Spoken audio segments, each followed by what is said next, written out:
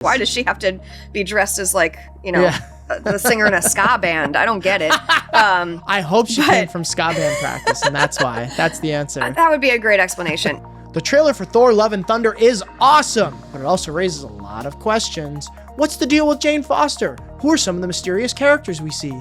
And there's one character we hope to see who's nowhere to be found. Watch the video to find out who we're talking about. Okay, so now we're going to get into kind of the nitty gritty of this new Thor Love and Thunder teaser trailer.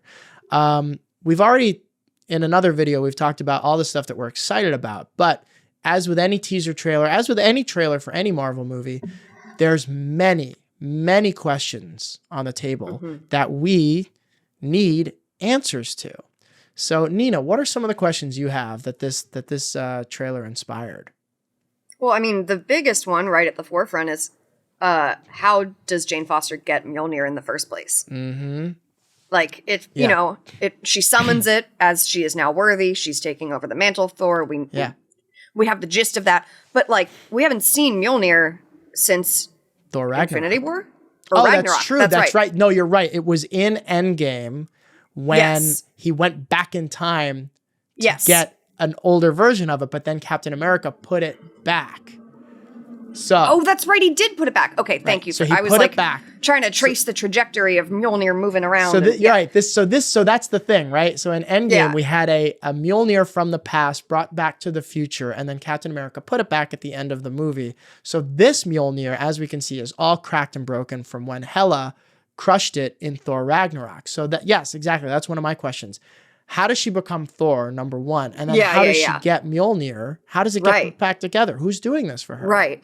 It's interesting. Well, and also he looks so surprised, and obviously it's because she's successfully summoning Mjolnir, but like, does he know anything about what her deal is up, at any point in the movie before this happens? Like, well, let's also remember that trailers are always meant to make you feel things and think things that aren't necessarily in the movie. So that shot of him looking shocked may not necessarily be at her. You're very smart. You're very wise. Yep. No, that's true. But no, I mean, exactly. How does she become female Thor? How does she get the hammer? Mm-hmm. How involved is, dude Thor in this process? Thor original flavor. Classic flavor. But no, I have classic. she's the new Coke version, but way better. But better. She's better. Diet Thor. Yes? No? Thor Zero? Maybe. I don't know. Look, Thor this Zero. is a bad analogy. Okay. Cherry Thor.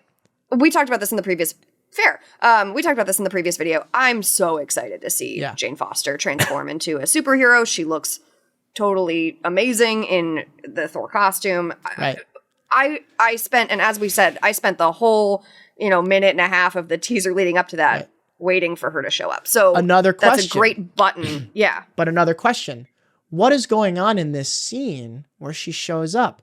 There seems to be some kind of big fight.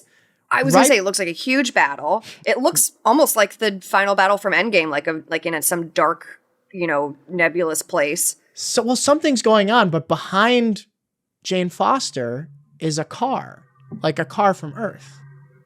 Oh, did you notice that? I did not notice that. Good There's catch. just a big old car right behind her. So clearly this is happening in some version of Earth, somewhere, somewhen. Okay. So that raises some questions. Interesting. And additionally, we see a lot of trailer footage involving Chris Hemsworth's Thor, the Guardians of the Galaxy. We see a lot of Korg. We see Valkyrie. Very briefly. Does Jane Foster figure into this story heavily, or does she show up at the end to set up Thor 5? That's my question. How much is she in this movie? That's a question for Natalie Portman's agent, honestly. Are they filming these back to back? What's going on? So what you're asking, though, is if she's pulling a Zendaya in Dune, where she's like prominently featured in the promo, and then when you watch, spoiler for Dune, when you watch the, they're going to make another one with a lot of Zendaya in it, but she's only in this Dune for like a couple minutes. Kind of setting up her role in the following installment. So that's a really good point. Is Jane Foster like the jumping off point for? I really wonder. I mean, again, that's a very just if anyone knows Natalie Portman's agent or manager personally, please ask them how many installments she has signed on for. Look us up. But no, I mean, that's a really good point because there's a lot going on in this trailer in terms of the amount of people involved. I also am really curious about Valkyrie's the king of New Asgard. We see her once in a stuffy suit looking bored. So at what, first of all, I don't understand why she has to wear a suit to be the king of a place that's named for Anthony Hopkins never was in a suit. Yeah, he was. He was in Thor Ragnarok. When he was up on that hill. Oh. Well, he was in some kind of suit. Okay. He was in a relaxed I thought they were always just in outfit. cool fly robes or whatever. I was like, why does she have to be dressed as the singer in a ska band? I don't get it.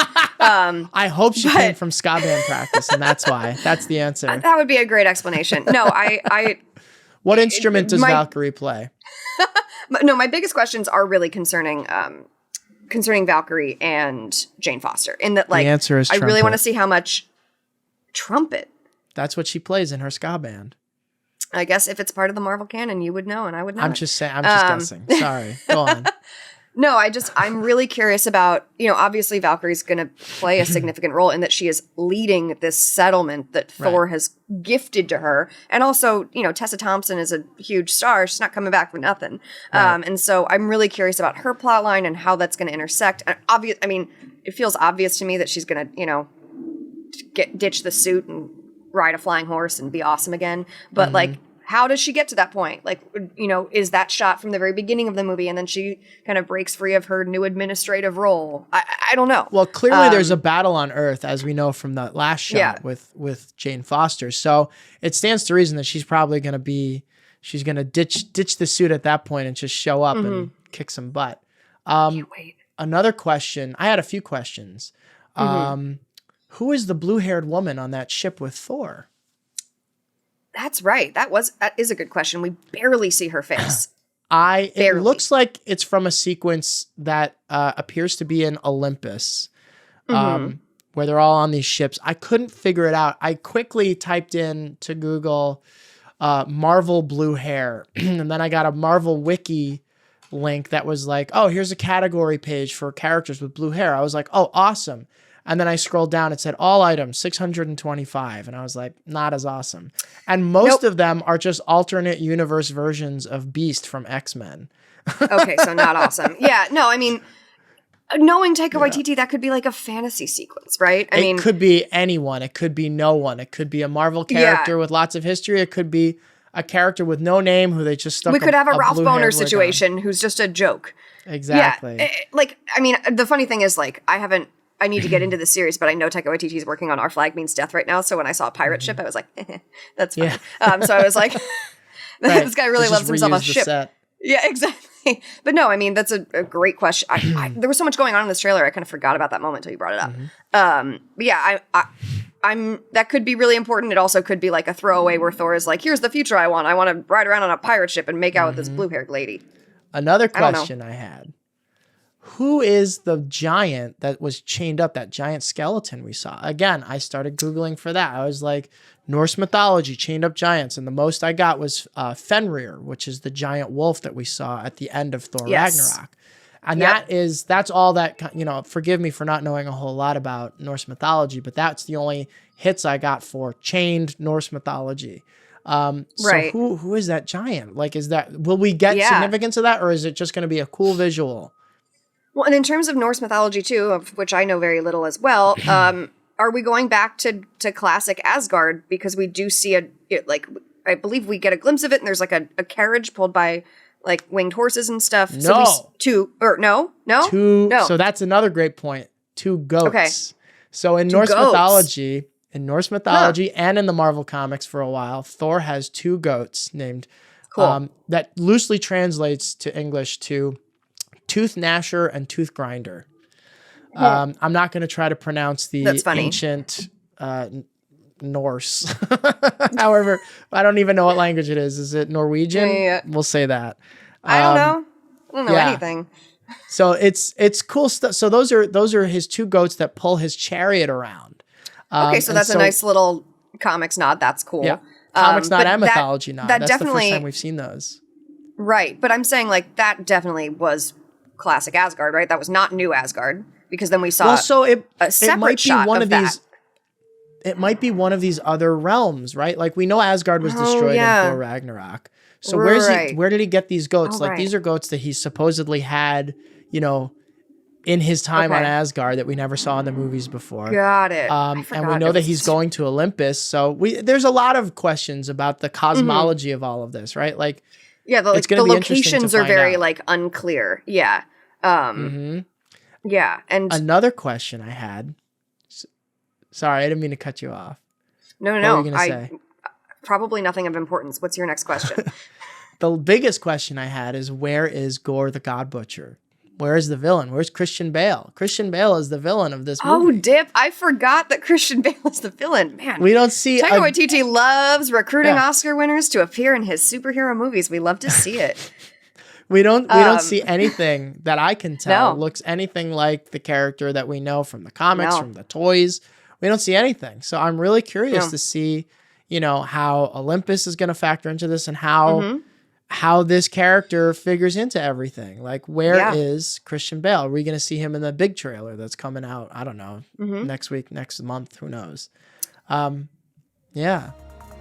Thanks for watching Everything Marvel. Check out one of our newest videos right here. Plus, even more videos about your favorite Marvel stuff is coming soon. Subscribe to our YouTube channel and hit the bell so you don't miss a single one.